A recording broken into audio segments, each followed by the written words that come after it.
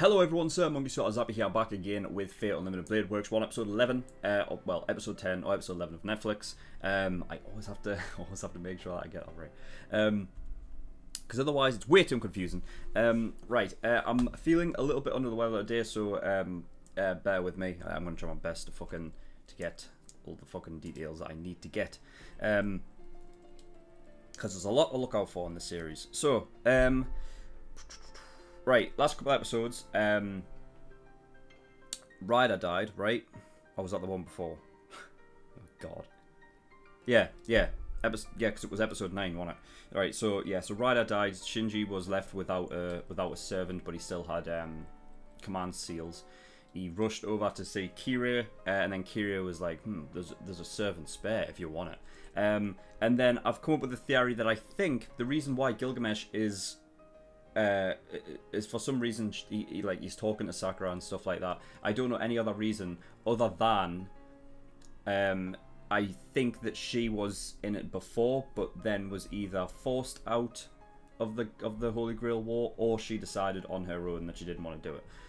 Because obviously back at the beginning she had that sort of red rash mark where commands spells would have been. So I think that she might have summoned the main assassin class, and that is the one that Kiria can give out. I was thinking that maybe it's a case of oh, it's actually the other assassin that he's going to get, because that one's sort of it's illegitimate, so it might, that might be a plausible servant for him. But I'm going to stick with my theory that I think it's the original assassin that we have yet to see, and that's the one that he's getting, because otherwise I don't know what else Gilgamesh would be doing talking to Sakura for. So yeah, and then obviously in the last episode and whatnot, we'll have Shiro and Rin and whatnot, and they're kind of sort of aware of this, well, they don't know who Gilgamesh is, do they? But it's actually surprising, considering the fact that, Kiria and Gilgamesh have had this thing for, their friendship for, these 10 years. And Rin's never seen Gilgamesh before. So I guess maybe they don't see each other that much. Who knows? But yeah, I don't need to waffle on any further. We're just going to get into this episode and see what we get. So without further ado, let's go.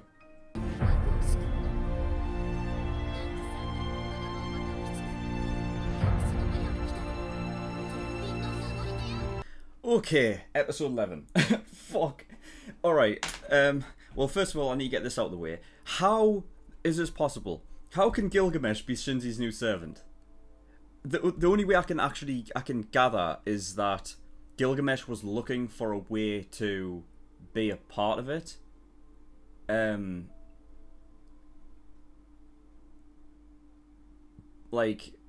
But I don't think this is possible. So I'm going to say that it's that Kiria has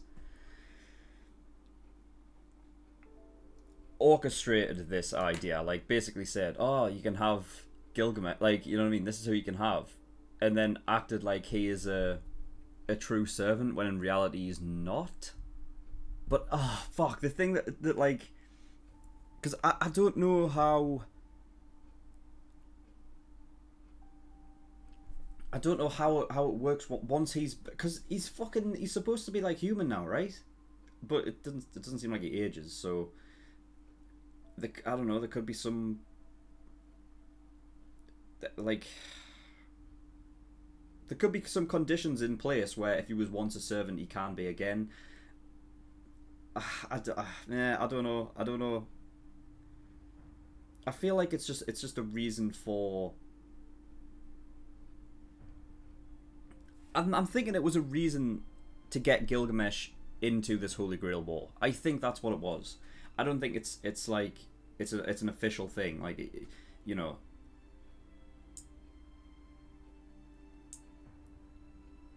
For instance, whatever, if Shinji's got any command spells, which, well, he should do, then if he was to use a command against Gilgamesh, it wouldn't work. For example, you know what I mean? I don't think.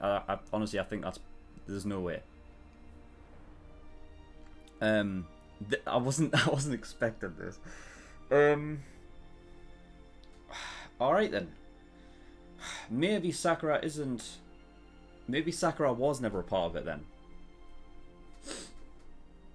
And maybe like Caster did summon Assassin as like the seventh servant. And there was never two assassins at all. I'm gonna have a guess that must be, yeah. I mean, I guess.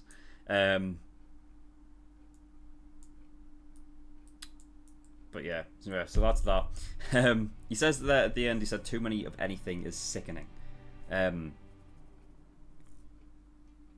which is interesting considering the fact that like one of his noble phantasms is the Gate of Babylon, right? Where you can literally just summon like, because it literally his whole gimmick thing was the fact that he has he literally has everything from past, present, and future, right?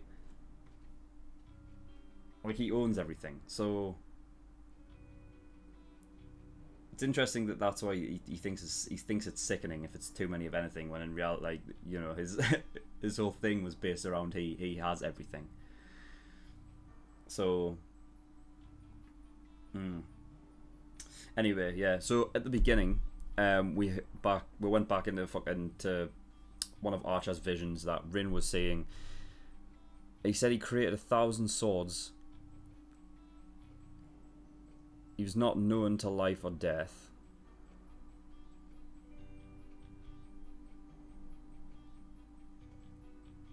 Oh, fuck, that really throws me off. Like, created 1,000 swords. Fuck. What's the connection? What is the connection between Shiro and Archer, man? Fuck's sake.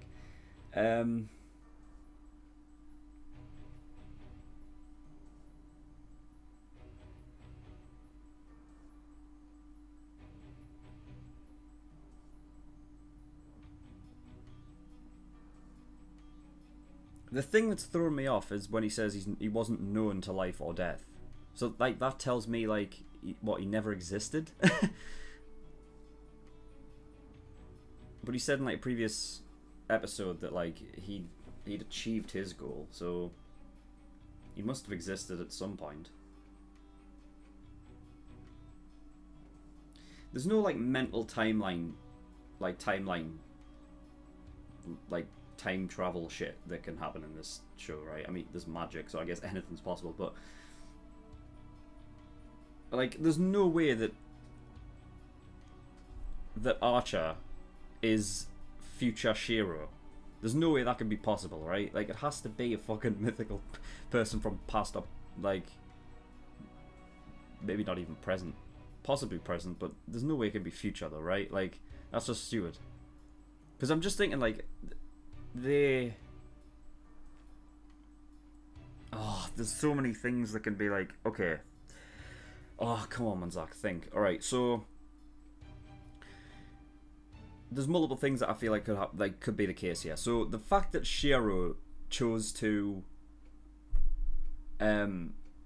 he chose to point out after that fight with Caster there that before I learned strength I had projection magic, and he refused to ever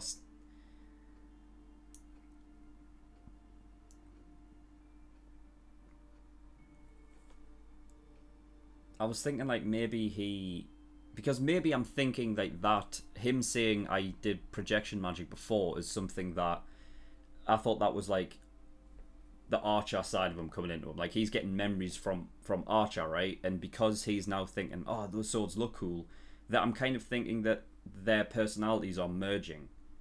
You know? So Shiro's like starting to get memories, not knowing if they're actually his. In reality, they're actually Archer's. So I was thinking that maybe when he says, oh, I learned projection magic first, Shiro himself never learned that, but Archer did. And that's why he's getting mixed up. But the thing that's throwing me off that is the fact that he specifically said that Kiritsugu said that was pointless because I could only do like the outside thing, and it was pointless. So the fact that he's bringing up Kiritsugu is a bit. But then I guess again it could be just lines crossed and it's kind of fucking with him a bit, like it could confusing him.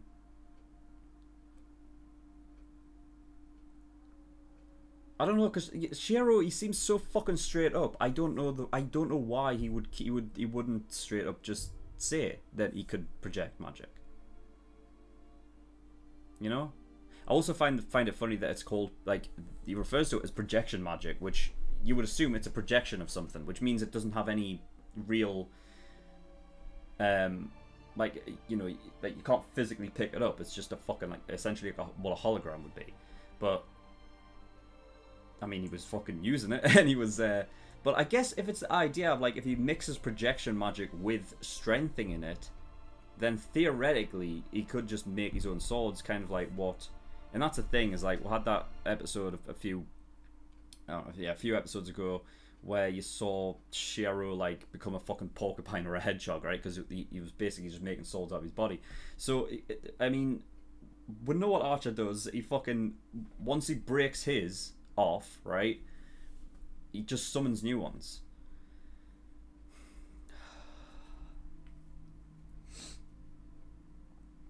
It's such a throw off, like, the way you say it, like, not known to life or death.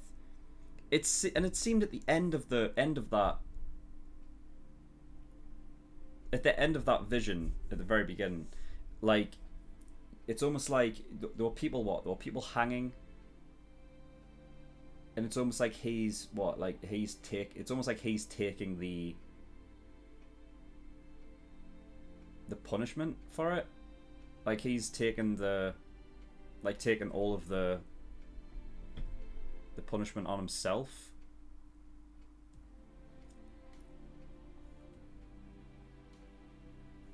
See, because that's similar to Kiritsugu, right? His whole thing was he's fine taking on all of the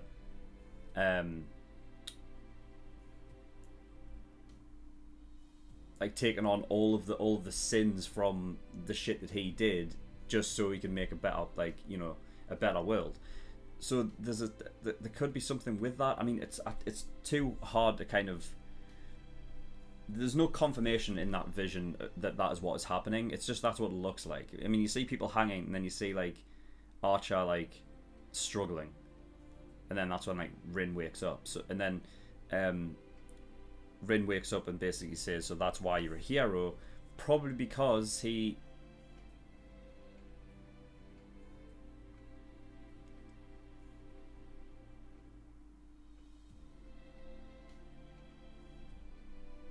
Probably because he basically either got hurt or killed for the greater good, like, for other people, like, you know.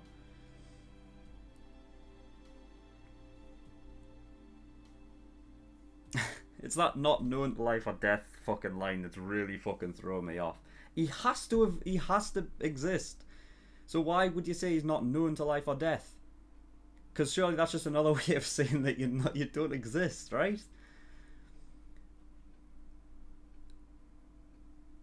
Created 1,000 swords. I'm wondering if that's like a, you know, like, that's not entirely what it's like. It's not entirely literal. Like, there may be some metaphorical sort of meaning behind that, but.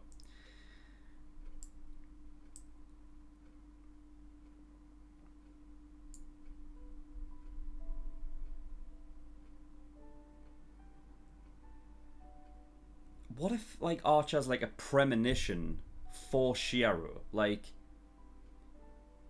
if... So it's not like it's future Shiro, but it's more like... Archer's almost like a projection.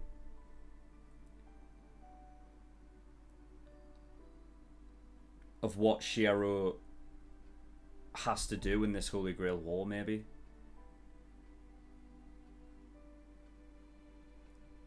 Because if that vision at the start has got anything to do with him as a whole, like,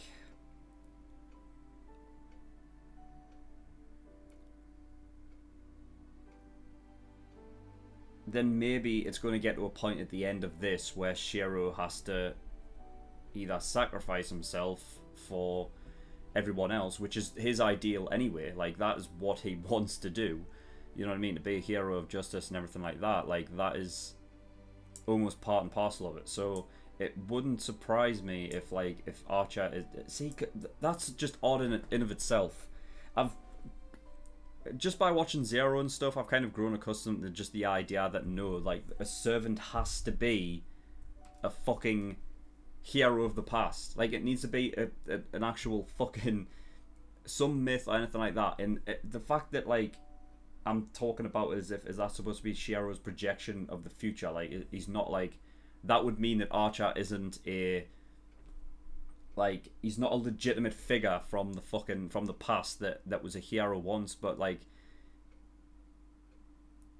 But instead, if it's just a projection, it means that... I mean, that... The only reason why I'm thinking this is because he said he's not known to life or death. So there has to be, like...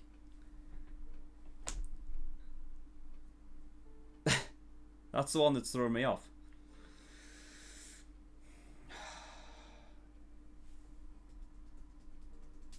Because they're getting to the point where, like, Archer and Shiro are now, like, becoming so similar, like, to the point where... Well, I think it's more like Shiro is turning into Archer as opposed to, like, Archer coming back and turning into Shiro. Like, that's not a thing. But I think it's more like Shiro is becoming Archer-like. So, and, like, every thought that he's getting doesn't seem to be his own thoughts. It seems to be Archer's sort of projecting his self onto Shiro. So that everything that he's saying, he's just like, oh yeah, I like the look of his swords. So it makes sense, like, it would be a thing that the reason why Shiro likes it is because, like, that is fucking a projection of how he sees himself or something. I don't fucking know. Like, this is...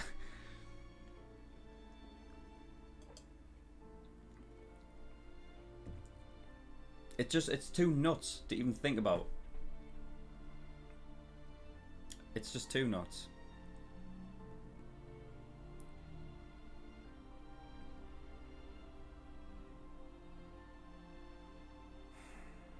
You see, I can't help but think as well, like, in the back of my mind, like, was Tokiomi always, like, was this his plan? Like, was this like a backup plan if things didn't go well for him? Because he's the one that left Rin the pendant and whatnot, right? But there is two. Archer must have the same sort of magic. Like, he must be able to project. Because I'm guessing he's projected this new pendant and then he swapped them round and give Rin her one back, while Shiro's got the other one that that Archer projected and did whatever the fuck with.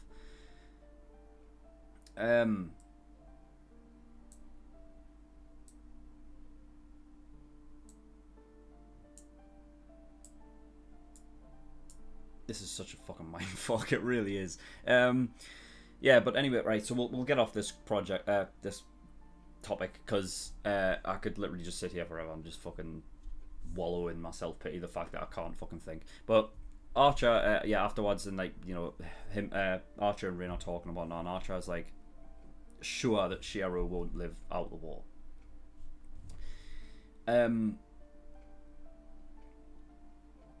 I'm more inclined to believe that he's not right. Like, he doesn't actually believe that. I think he is trying to do that to sort of persuade Rin to do something different, as opposed to, like, you know. And the only reason why I'm saying that is because otherwise there's no reason why Archer would... Like, I'm sorry, there's two pendants, right? And Archer's the one that gave Rin back hers. So he is aware of something. He's trying to play his own game as opposed to, you know, like, he'll do what Rin says and everything like that. It's not going to stop him from trying to persuade her to do something different. But the fact that you wouldn't... The reason Shiro is, like, how he's acting right now is because Archer put him in that situation. It has to... I'm fucking positive it is. So it makes no sense for Archer to be sure that Shiro won't live out the war. Like, it's almost like Archer is like... It's almost like he knows what's what like what's going to happen from this. Like it's almost like he's aware of how to. He's aware of the future almost, like.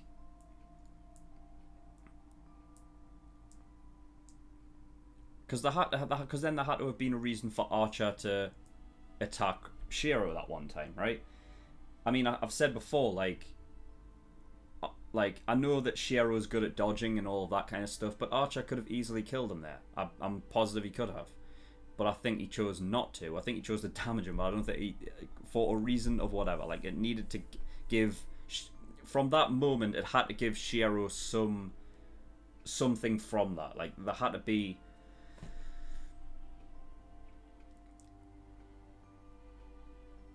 Like Shiro had to either experience something from that or get something from it. And I think Archer knows it. It just fucking hell.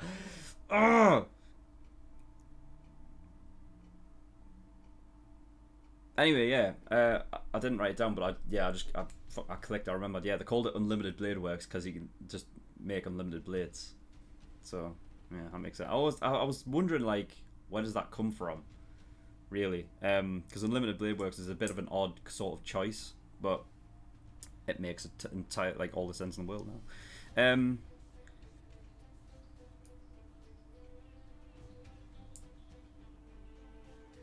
I mean, the other thing that really throws me off as well is in the prologue when Rin summons Archer, that he's not in the summoning circle and he's like upstairs.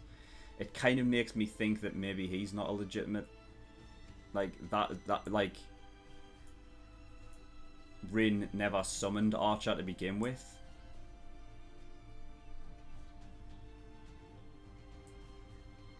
And maybe like Archer was already there for some reason or another. And maybe just like Shiro, he has a way of sort of connecting with Rin in the same way, so you know, so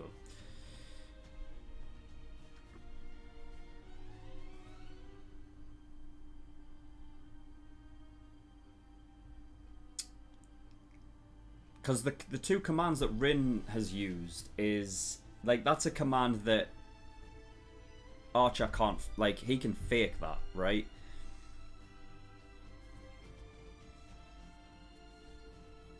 Like, she hasn't used a command spell that he couldn't fake. So the first one was, what was it? Like, you obey everything I say or something like that. It was something like that. It was basically a pointless command spell, right? So you could easily just change, like, you know, Archer could just, you know, use that, yeah, to his advantage. And then the second one was, don't attack, like, Shiro, right? So, like,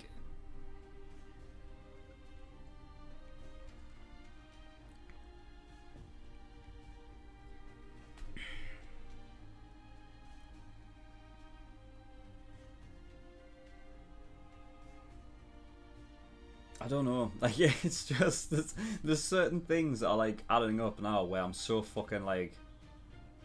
There are things that don't, or like that almost don't add up. It's like why would Archer be summoned on the floor up and not in the summoning circle? You know, like they had that thing about like, oh, it wasn't at the peak time in the morning, so the mana wasn't as high or whatever. But surely that would have no like effect on where he ended up.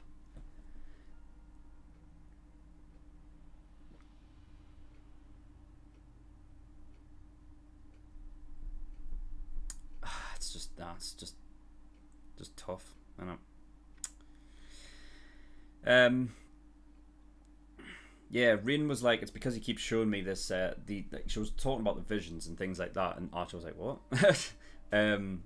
Like, I don't think it's a purpose fit. I don't think like servants are out there going, look at this, look, this was me back then. I don't think they do that. I think it's just a thing of like it subconsciously just happens. Like you just dream about it and stuff. But the fact that Archer like wasn't even like he was taken aback. I don't know if there's any point where Archer's been like, huh? What? What do you mean? I don't think he's ever been like that. So that's a bit of a weird thing. But Rin seems to be like onto something. she's not giving it away just yet. She's like, you know, like after the fight with Castan, whatever, she's like, what was all that about? And like, you know, she seems to be like connecting some kind of dots. But we haven't seen like the outcome of that yet. Yeah, so Kazuki, he says surrogate big brother. Apparently, he's lived there for like what, the past 3 years. Did it say that? And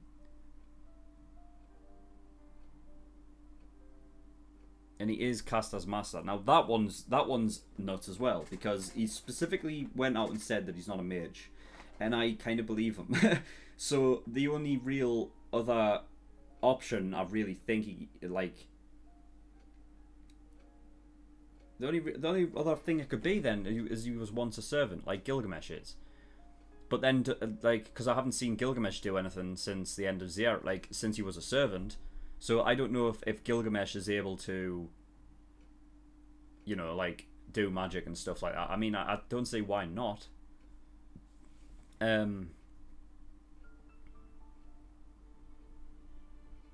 That's the only thing, because he says he was once a killer, right?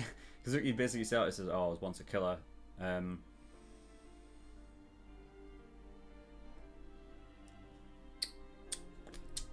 So I don't. Yeah, I mean,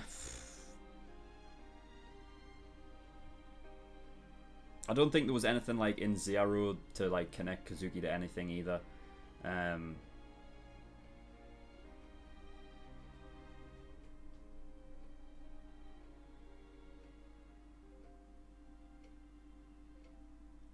Yeah, so fuck knows. I no idea. But it's the only thing I can because if you're not a mage, you're not doing that, are you? You're not able to just kind of. I mean, he was holding Saber at bay.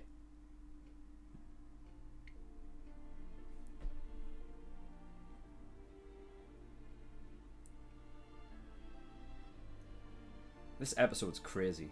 Like the fucking amount of like just mind fucking it.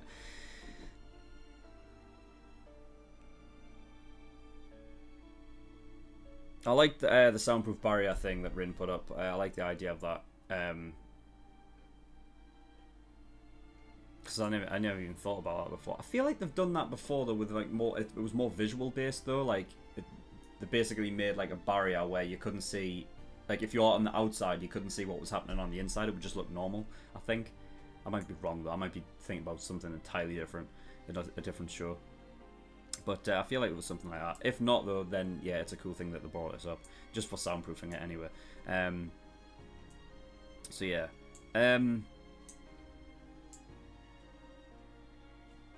Yeah, I'm fucking honestly. This episode has got me so fucking like confused. Just out of the fucking like loop. I've got a few theories, I guess, out there. Based upon the information that I know, and I think that's the only logical really reasoning I can come up for some of that stuff.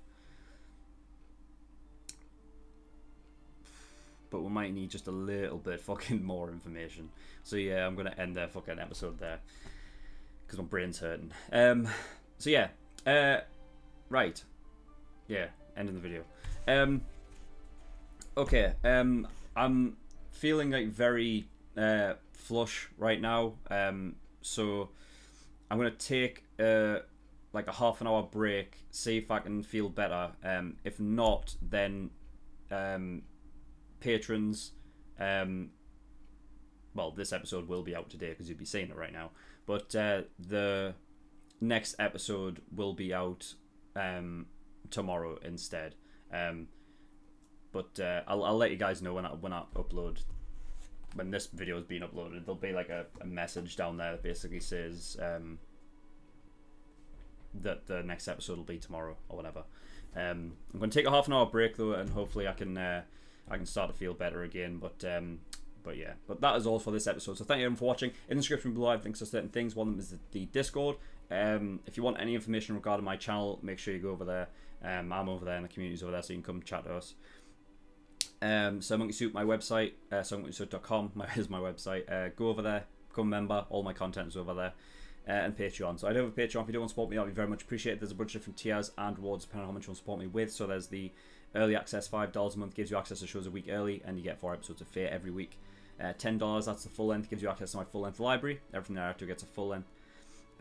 Exclusive tier, $15 a month, that gives you access to a bonus show which I'm currently reacting to, which is 7 Deadly Sins. So if you're interested in that, get over there and become an exclusive tier patron. Elite tier, that's the $50. Every time you pay $50, you get a choice for a show that you want me to react to, and I will react to it. It'll go at the back of the list behind about 7 shows, but I'll get around to it eventually. But if you don't want to wait that long and you want your show to get reacted to next, and you want to get God Tier, which is $100. But that is all. So thank you for watching. I'll see you all next time. Bye bye.